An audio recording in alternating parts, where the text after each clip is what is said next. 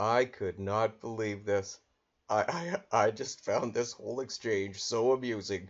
Vassy Kapelos and Wayne The Easter. roots of the controversy stem back months ago when the government included something in its massive budget bill, the creation of so-called deferred prosecution agreements, or DPAs. Yes. They're like plea deals, kind of. Companies can use them to negotiate a fine, usually a big one, instead of facing prosecution. The opposition is Yes. accusing the Liberals of sneaking that into the budget implementation bill so they could later use it to help SNC-Lavalin. So why was it added to the bill in the first place? Wayne Easter is a Liberal MP and chair of the House Committee on Finance.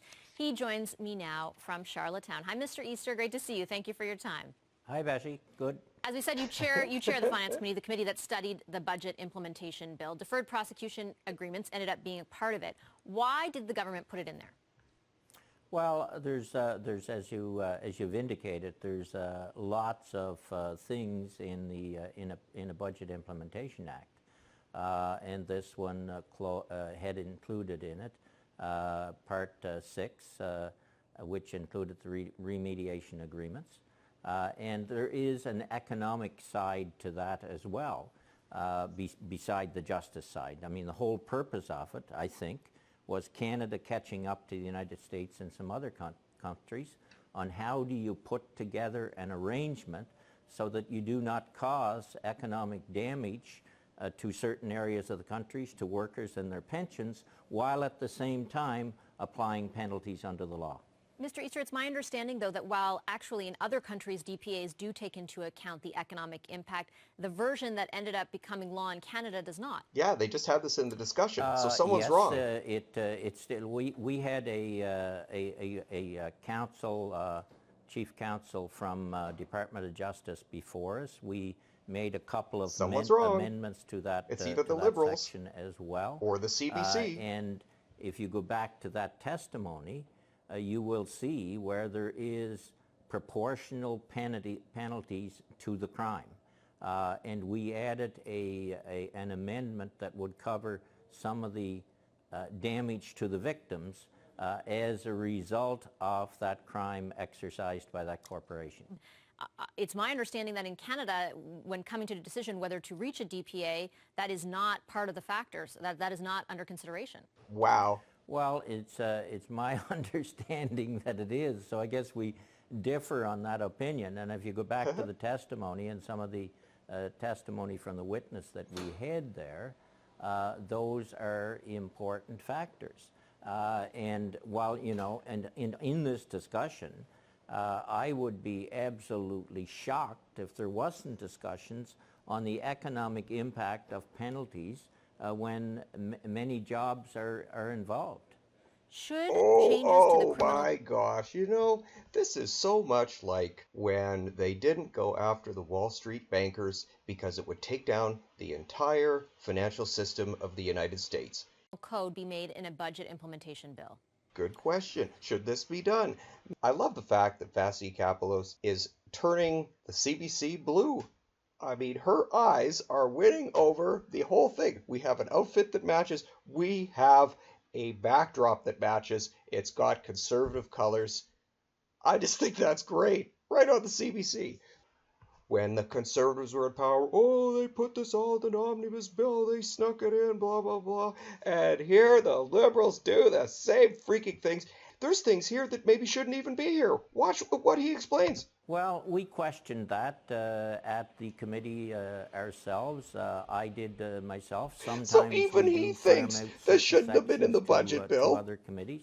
The Justice Committee seemed pretty preoccupied while the budget bill was going through, and so we didn't farm it out. There was questions raised on whether or not we should have, but there was no motions coming forward to, in fact, send it to the Justice Committee. Though opposition members did raise it. I did myself. You Yes, you did. I raised it. Is this the right committee to be discussing this at?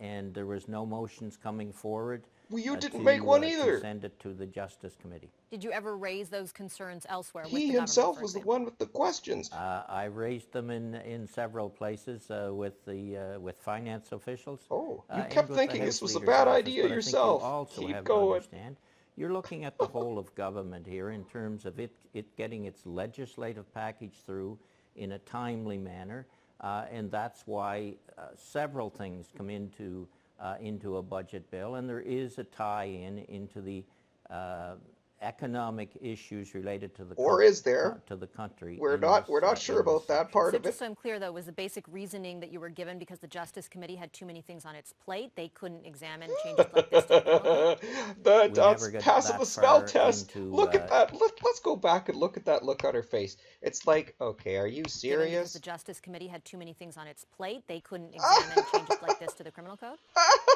She's like, are you freaking serious? We never get that far into the discussion. I brought Do it you, up I guess, everywhere, but we understand the didn't. questions It didn't get have, very far Canadians have, I'm anywhere. sorry, around the optics of the timeline? You've got extensive lobbying by SNC, a quick consultation, and then this DPA section is slipped into an omnibus Oh bill yeah. and pushed through just in time for the prosecution to consider it in the criminal case. Oh, she's nailing it. I understand the concerns of Canadians. There's no question about that. I think there's more been made of this issue than needs to Oh. be made of the issue. But that be as it may, the opposition Oh, is much going ado to about try nothing. and make a mountain out of a molehill. I do think we have to deal with this issue quickly and concisely. The Justice Quickly and Committee is, in concisely. fact, Let's just make this thing go away very quickly. Case closed. Good luck with that. holding a meeting, I understand, I believe it's on Tuesday, and they will do as they will. They're masters of their own destiny in that Are regard. they masters of their And destiny? we'll see where they come out on it. What do you mean making a mountain out of a molehill? You think Miss Jody Wilson-Raybauld's resignation is not significant?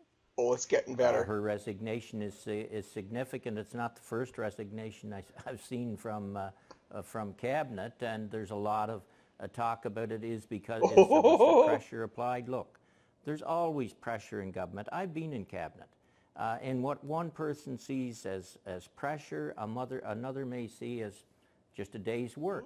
I'm really sad to see Jody Wilson-Raybould go. I think she did a very good job as Justice Minister, and there was some excitement here in Prince Edward Island having her as Veterans Affairs Minister. But that's a decision she made, and that's entirely her decision, and she'll have to explain it as she may. What do you mean by one person's definition of pressure is different than another? Just, I mean, Well, she's insinuating. I mean, this just to be clear, though, the allegation in the Globe and Mail is that the type of pressure she felt was to intervene in a criminal case as AG, at the urging of people in the Prime Minister's office. Well, look, there's discussions take place, and some people think that I go back quite a ways. I've been elected for 25 years. I've been in Chrétien's cabinet, and if you wanted to see some of the discussions that we had around that cabinet, there was lots of pressure. You could feel really insulted over it or taken aback. People look at these issues in different ways. The same interactions can be felt very differently by different people going through them, and we have to respect that. If there was undue pressure, then that's another Yeah, story.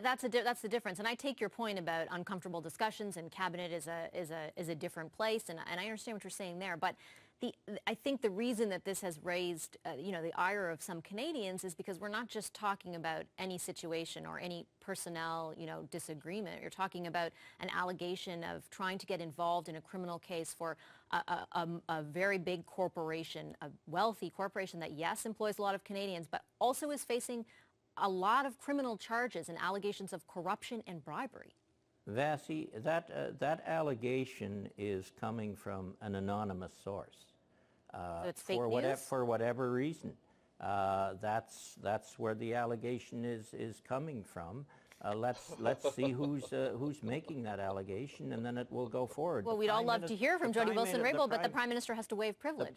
The Prime Minister has made it very, very clear that he supports the rule of law. He wants the rule of law respected, and I believe he said in his discussions as well that this would be the Minister of Justice, who was Minister of Justice at the time, that would be her decision to make in discussions with the federal But we haven't heard from prosecutor's her office. yet because the Prime Minister has yet to waive privilege.